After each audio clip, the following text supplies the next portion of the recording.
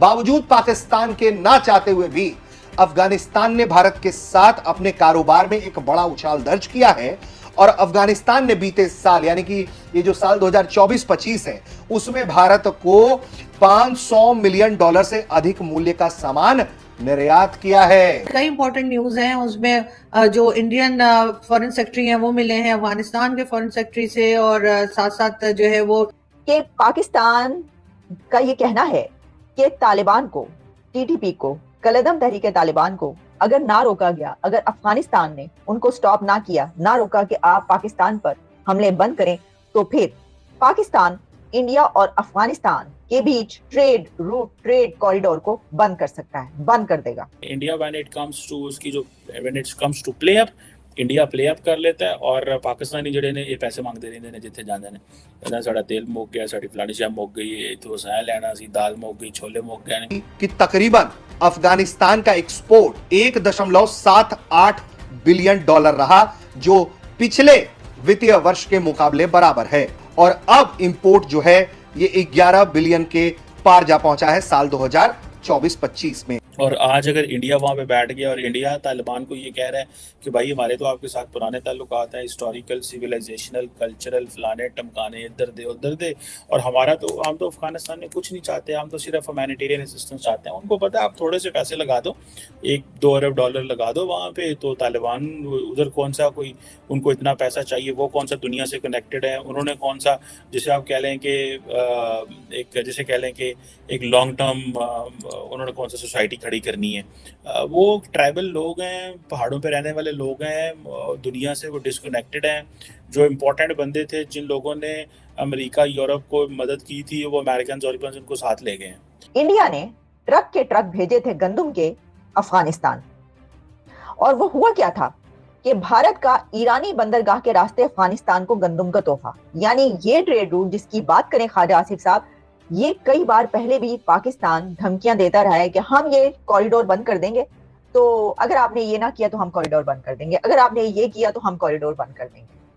और 2016 में, बल्कि मैं देख रही थी, मैं आपको बताती हूँ कि एक जो इससे पहले धमकी दी गई थी इस पे, वो कहां से किस तरह दी गई थी। 2017 की वॉइस ऑफ अमेरिका में खबर है जिसमें कि कहा गया है कि पाकिस्तान के मनसूबा बंदी कमीशन के नायब सरबरा वाइस प्रेसिडेंट सरताज अजीज ने कहा है कि उनका मुल्क अफगानिस्तान को इकोनॉमिक कॉरिडोर यानी कि ट्रेड कॉरिडोर जो है उसमें अब किसी किस्म की कोई फैसिलिटी प्रोवाइड नहीं करेगा, और उनके जो भारतीय सामान तिजारत है पाकिस्तान के रास्ते अफगानिस्तान को ट्रांसफर होने की इजाजत नहीं दी जाएगी। तो तालिबान ने जब से अफगानिस्तान में टेक ओवर किया है, तो जो प्रोजेक्ट्स थे उनकी इम्प्लीमेंटेशन वो करती है। और इंडिया ने, क्योंकि अपने सारे डिप्लोमेट्स निकाल लिए थे, पाकिस्तान तो बड़ी लुटियाँ डाल रहा था उस वक्त, लेकिन अभी पता ये चला है कि इंडिया जो है वो उसने अपनी सॉफ्ट पावर फिर भी पीछे छोड़ दी, और soft power in shape of development छोड़ दी, soft power in shape of कि जी हमारा पॉलिटिकल तो कोई रोल नहीं है, लेकिन हम काम करना चाहते हैं। अभी जो इंडिया ने ईरान के चाबहार के रास्ते अफगानिस्तान को तोहफे के तौर पर गंदम की पहली खेप रवाना कर दी है। इस तरह भारत ने अपने हरीफ मुल्क पाकिस्तान के बजाय एक मुतबादिल तिजारत रूट का आगाज कर दिया।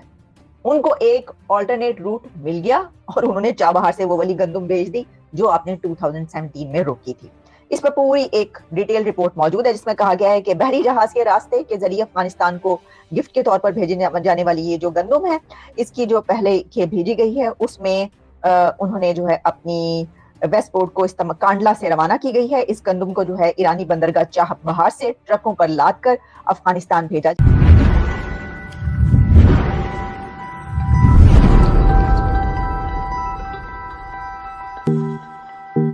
जो हमारी सेकंड स्ट्राइक है, जो सेकंड स्ट्राइक कैपेबिलिटी है, वो मेंटेन रहेगी उससे, तो हम अफगानिस्तान की सरजमीन का इस्तेमाल कर पाएंगे।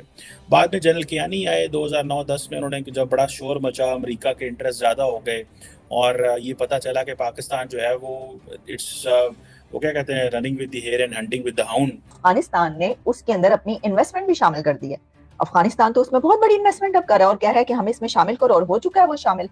तो वो तो अब इस सब इसमें फरीक बन चुके हैं उसमें, उनको इस रास्ते की क्या जरूरत पड़ेगी। चले अगर थोड़ा बहुत कितना को नुकसान उनको हो जाएगा, लेकिन इसमें ज्यादा बड़ा नुकसान किसका है? ज्यादा बड़ा नुकसान जो है वो उसका है कि जिसने अपनी भी तिजारत के, अपने भी ट्रेड रूट और कॉरिडोर्स बंद कर रखे हैं। तालिबान अपनी इंडिया को ट्रस्ट दिलाते रहेंगे कि देखिए जी आप जो मर्जी करें, आप अपना काम करें, आप यहाँ पे मेहनत करें, आप डेवलपमेंट करें, हम आपको जो है ना, और इंडियंस जो हैं they will keep Afghanis and Taliban more insecure and they will keep getting assurances from them and will keep getting loyalties जो है तालिबान से वो लेते रहेंगे। लेकिन initially they won't trust Taliban because उनको पता है कि तालिबान बड़े गहरे प्लेयर हैं। सो इंडियंस अभी तो समझेंगे उनको, फिर उनके साथ ट्रस्ट बिल्ड करेंगे, अपना एक जो है वो जब वो सारा उसका ट्रस्ट विन करेंगे तो फिर वो जारी बात है अपनी मर्जी से वहाँ से चीज़ें जो है वो। हम लूजर इसलिए हैं कि हमने अपने 50 साल अफगानिस्तान पे लगा दिए, वो आज जाके फिर इंडिया ना रल गए। ठीक है जनाब, हाँ असी खामोश होकर बैठे हैं कि यार ठीक है यार, देखो ना अभी वो हमारे DGI साहब जो थे फैज़ हमीद साहब, वो अफगानिस्तान में नई हुकूमत है भजे होते चले गए सरीना होटल में जाके कॉफ़ी शॉफ़ी पी रहे हैं, इंशाल्लाह सब ठीक हो जाएगा। ठीक कटा रिसा होना था, पाकिस्तान में सियासत कर रहे थे तो खिते में क्या होना है आपको क्या पता खिते में क्या हो रहा है। और किसी दोस्त ने अगले दिन कहा कि उन्हें जल बाजवा के पास जब भी कोई इकोनॉमी की चीज़ आती थी, स्ट्रेटेजिक इश्यूज आते थे तो he was paying less attention. यहाँ पे मैं ये बताना चाहूंगा कि भारत भी उनको रिश्वत देता है। रिश्वत ही समझ लें कि उनको रिलेशनशिप उनके बनाने के साथ उनको चीजें देता है, पैसा देता है, तब वहां रिलेशनशिप बनते हैं, वरना वो किसी से वो शेक हैंड भी नहीं करते। पठान जो है वो किसी के साथ शेक हैंड भी नहीं करते, बहुत लालची को। अब 50,000 टन गंदम उनको दी है भारत ने अहमदाबाद में, ये ह्यूमैनिटेरियन एड के हवाले से 40,000 टन उन्होंने उनको वो दे चुके हैं। दूसरी जो है खाने पीने की चीजें 100 मिलियन के करीब पोलियो की दवाइयां दे चुके हैं।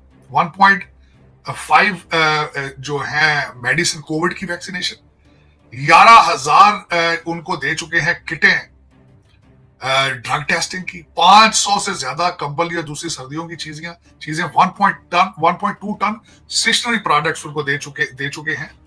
तो वो भी मुसलसल उनको पैसे देकर या उनको लालच देकर किसी चीज का वहां से उनके साथ रिलेशन बनाते हैं। लेकिन चाबहार की पोर्ट से, जो कि उन्होंने काफी पैसों के साथ ईरान के से लीज पर ले रखी है, और अमेरिका को उसमें बल्कि एतराज भी है कि वो ईरान के साथ ये क्यों डीलिंग करते हैं, लेकिन उससे चाबहार पोर्ट का सिर्फ और सिर्फ भारत का मकसद था वहां प्रेजेंस अपनी और अफगानिस्तान को अपनी चीजें बेचनी और वस्ती एशिया के अंदर उनके भारत की प्रोडक्ट्स जा सके। एक बहुत बड़ा उनका। मेरा तो दिल करता है कि मैं सबसे पहले दिल्ली जाऊं, वहाँ खाने खाऊं, निहारी खाऊं। लाइक हम लोग बहुत फूडी हैं एक्चुअली इस वजह से। उनका एक ओपोनेंट व्यू भी है हमारा ही कि हम उनको ना बहुत नेगेटिव व्यू करते हैं। इंडिया तो ये नहीं लग रहा, मुझे नहीं लग रहा इतना इंडिया डेवलप नहीं हो सकता। हाँ इतना डेवलप नहीं हो सकता, लेकिन ये इंडिया ही है। अच्छा शॉक्ड होगी ना आप? हाँ। ठीक है डेवलप है, मुझे मलेशिया टाइप से फीलिंग आ रही है इससे। मलेशिया लग रहा है? हाँ मलेशिया लग रहा है। विजिट किया हुआ आपने मलेशिया? इन्होंने किया हुआ, मैं नहीं गई। तो आपने देखा वहाँ ऐसा इंफ्रास्ट्रक्चर है? जी बिल्कुल है, लेकिन सर ये मलेशिया नहीं है। ऑप्शन दे दूं? हाँ जी दे। जापान हो सकता है, सिंगापुर हो सकता है, सिंगापुर है या फिर इंडिया हो सकता है। सिंगापुर है ये। लॉक कर दूं? हाँ जी। ये इंडिया हो सकता है? नहीं हो सकता, ये इंडिया है। नहीं ये इंडिया तो नहीं। आप शॉक्ड हो गई, ये रियली ये इंडिया है। अच्छा बहुत। On the cusp of take off, India is about to take off. India जो है वो टेक ऑफ करने लगा है, करने वाला है। और कहां पर टेक ऑफ करने वाला है?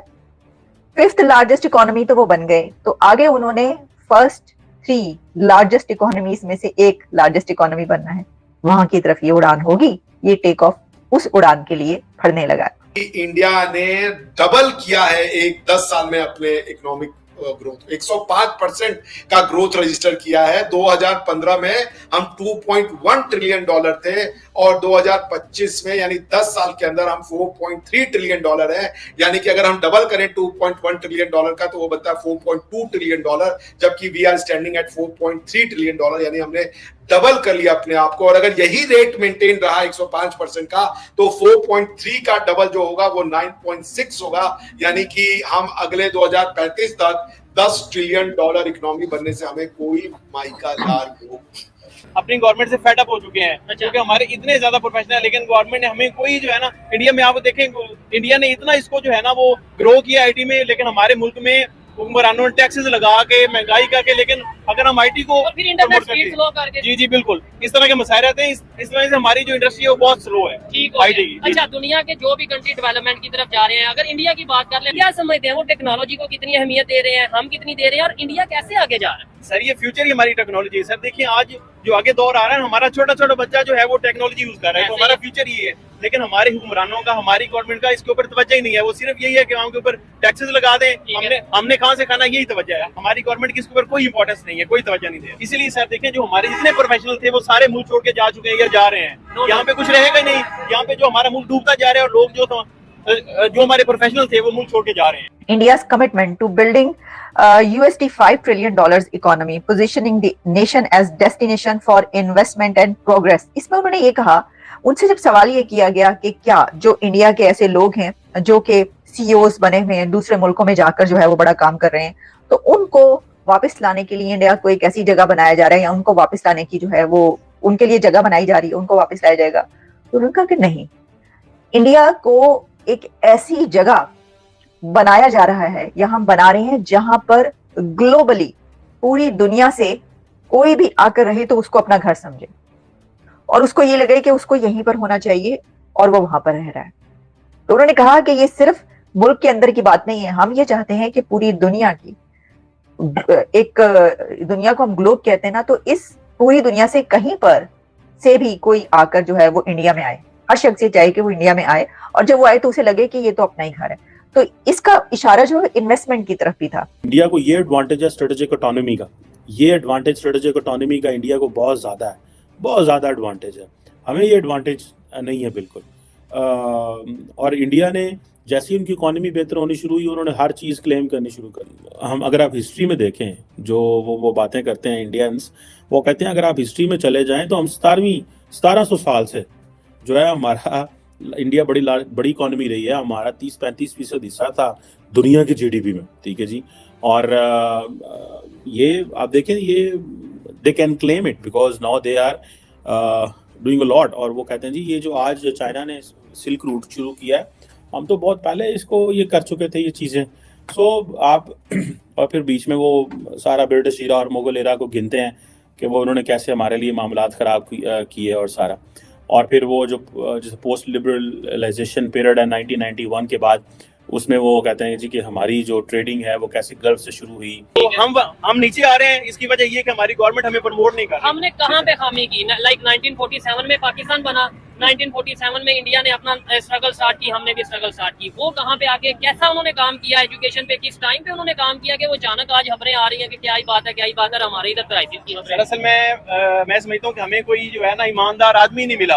अगर हमें कोई ऐसा लीडर मिलता जो हमें लेके निकलता तो हम बहुत ऊपर होते। इंडिया को देख लें, उनको ऐसे लीडर मिले जिन्होंने उनको निकाला है। हालांकि वहाँ पे गुर्बत ज्यादा है, उनकी गवर्नमेंट के पास पैसा है लेकिन अवाम बहुत गरीब है, लेकिन उनकी गवर्नमेंट ने अवाम को सपोर्ट किया है। आप एग्रीकल्चर को देख लें, क्योंकि हम अगर एशिया में रहते हैं तो यहाँ पे जो है हमारी कंट्री का सबसे मेन रोल होता है हमारी ज़राअत। आप इंडिया में जाके देखें वहाँ पे ट्यूबवेल का यूनिट किस तरह से है, वो गवर्नमेंट फ्री उनको दे रही है। अगर आप पूरी दुनिया में देखें, जितनी भी एक्सेसरीज यूज हो रही हैं वो अब इंडिया ने लॉन्च कर दी। पहले चाइना की हम करते थे, हवावी कंपनी की, उसके बाद इंडिया आ गया है। अब इंडिया ने चाइना को कम्पीट करना शुरू कर दिया आईटी की इंडस्ट्री में। तो सब जहाँ पे देखें कि अगर कोई किसी कंपनी का मालिक एक कंट्री की एक्सेसरीज यूज कर रहा है तो काम भी उसी कंट्री से लेगा। ऐसा ही है। इसलिए मतलब हमारी इंडस्ट्री तो बिल्कुल खत्म है। हमने एक्सेसरीज तो क्या बनानी है, हम अपने जो आईटी प्रोफेशनल हैं उनको सपोर्ट ही नहीं कर रहे। वो यहाँ से कंट्री छोड़ के दूसरे कंट्री जा रहे हैं और बड़ी तादाद। तो देखा आपने किस तरह से ये लाल टोपी और पाकिस्तानी पागल हो गए हैं। ऐसी ही वीडियो हम रोज़ लाते रहते हैं, इसीलिए हमारे चैनल को सब्सक्राइब करें, लाइक करें और शेयर करें। धन्यवाद।